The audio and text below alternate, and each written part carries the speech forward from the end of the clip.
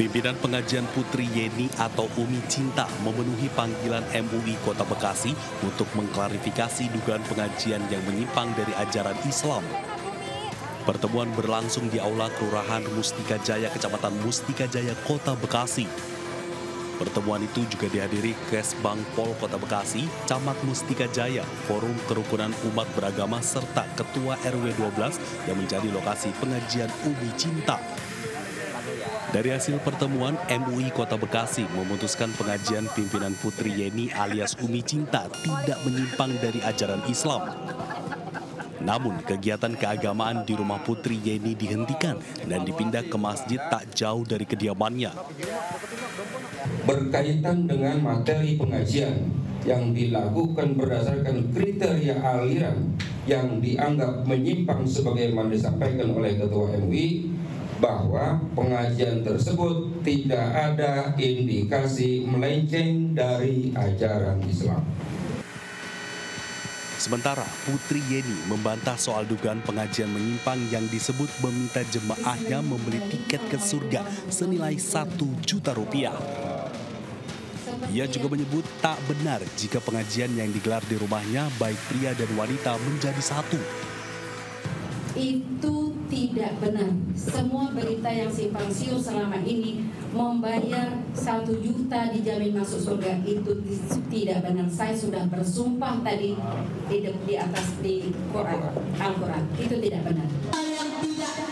Sebelumnya, ratusan warga perumahan Duku Zamrud, Kecamatan Mustika Jaya, Kota Bekasi, menggeruduk rumah lokasi pengajian pimpinan Putri Yeni atau Umi Cinta yang diduga menyimpang dari syariat Islam. Dugaan penyimpangan muncul lantaran pengajian dilakukan secara tertutup dengan jemaah pria dan wanita tidak terpisah. Dan pimpinan Putri Yeni diduga menjanjikan jemaahnya bisa masuk surga dengan menyetor biaya sebesar 1 juta rupiah. Dari Bekasi, Jawa Barat, Rahmat Hidayat, iNews melaporkan.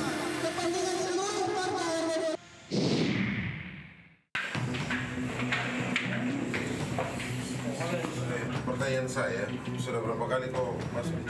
Ade Imran alias Lisa, seorang waria warga Jalan Alauddin, diamankan oleh pihak keamanan salah satu mal terbesar di Kota Makassar. Pelaku diamankan setelah kepergok melakukan pencurian atau ngutil di sebuah supermarket dengan cara memasukkan sejumlah barang ke dalam tas miliknya. Beberapa barang yang diambil diantaranya kosmetik, parfum, makanan, dan minuman ringan. Pelaku kepergok oleh petugas keamanan supermarket saat berusaha meninggalkan toko tanpa membayar. Akibat aksi pelaku, pihak supermarket mengalami kerugian hingga ratusan ribu rupiah. Mendapatkan informasi dari pihak keamanan mal terkait adanya dugaan seorang pengunjung yang melakukan pencurian. Jadi untuk kerugian kurang lebih Rp750.000. Pelaku saat ini telah diamankan di Polsek Panakukang untuk menjalani pemeriksaan lebih lanjut.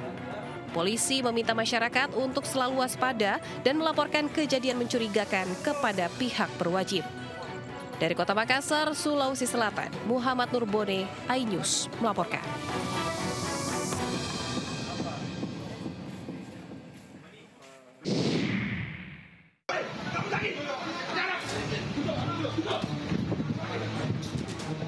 Momen berduaan bersama pasangan berubah menjadi tegang.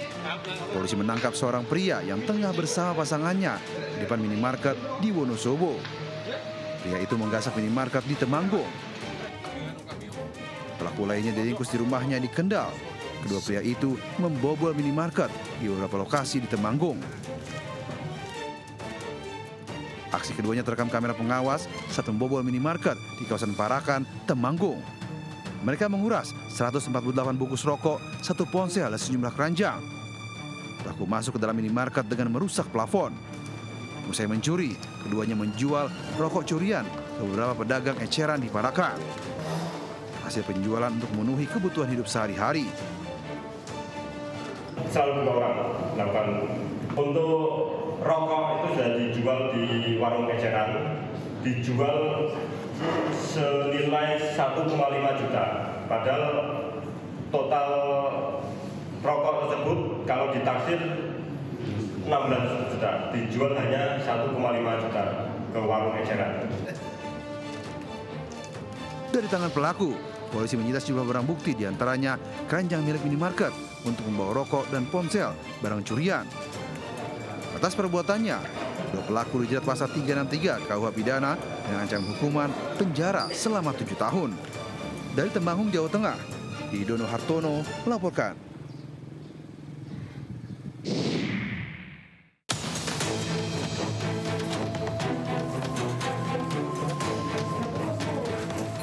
Petugas menggerebek markas judi togel di Pasar Andu Onohu, Kedari. Seorang wanita dan dua pria kemudian diamankan di salah satu los pedagang. Wanita itu diduga bandar togel yang sudah beroperasi selama 1 tahun. Selama itu, tempatnya selalu ramai dikunjungi pemain. Setelah ditangkap, wanita dan dua pria itu kemudian diserahkan ke Polresta Kendari. Barang bukti.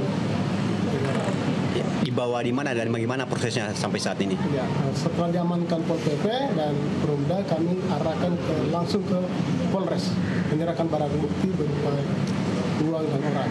Mereka menyewa satu los di kios swadaya. Kini, wanita itu diperiksa polisi di Polres Kendari, sementara dua pria yang turut ditangkap hanya menjadi saksi. Dari Kendari, Mukhtaruddin Ainus melaporkan.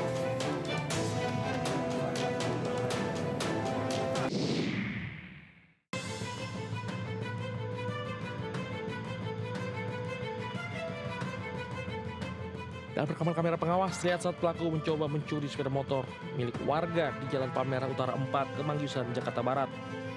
Pelaku ini dilakukan pada waktu subuh saat kondisi lingkungan masih dalam keadaan sepi. Menurut pemilik rumah, pelaku gagal menggasak motor curiannya karena lebih dahulu terpegok dan diteriaki maling. Pelaku mencoba kabur dari tangkapan warga dengan menodongkan senjata api. Lihat-lihat dia maling apa bukan, ternyata pas dibilang nih kok ada orang ini motor, terus akhirnya saya buka pintu lebarin. Saya lihat, saya tanya, lu maling? Saya bilang bukan, kata dia. Diketahui aksi pencurian sepeda motor di kawasan tersebut kerap terjadi. Bahkan 2 bulan lalu, 1 unit motor milik warga lain berhasil digondol pelaku. Dari Jakarta, Mitful Gani melaporkan.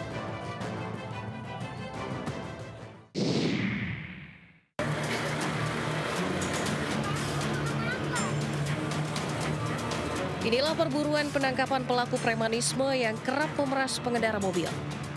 Pelaku berinisial A ditangkap saat akan melakukan aksinya di wilayah Jembatan 2, Tambora, Jakarta Barat. Pelaku langsung digelandang ke Polsek Tambora guna pemeriksaan lebih lanjut. Dalam melancarkan aksinya, pelaku bermodus menjadi korban laka lantas dengan menyerempetkan diri ke mobil yang sedang melintas. Pelaku langsung meminta uang ganti rugi sebesar Rp50 hingga Rp200.000 dengan dalih untuk berobat ke rumah sakit. Dalam 1 bulan, pelaku mampu meraup hasil kejahatan hingga jutaan rupiah dari para korbannya. Sejauh ini keterangan dari tersangka berhasil mendapatkan kurang lebih selama 1 minggu 600.000. Uangnya dipakai untuk apa, Pak? Uang yang digunakan oleh tersangka digunakan untuk kehidupan sehari-hari. Akibat perbuatannya, pelaku harus mendekam di balik jeruji besi dengan pasal 368 KUHP tentang pemerasan dengan ancaman kurungan pidana 5 tahun penjara. Dari Jakarta, Miftahul Gani, iNews melaporkan.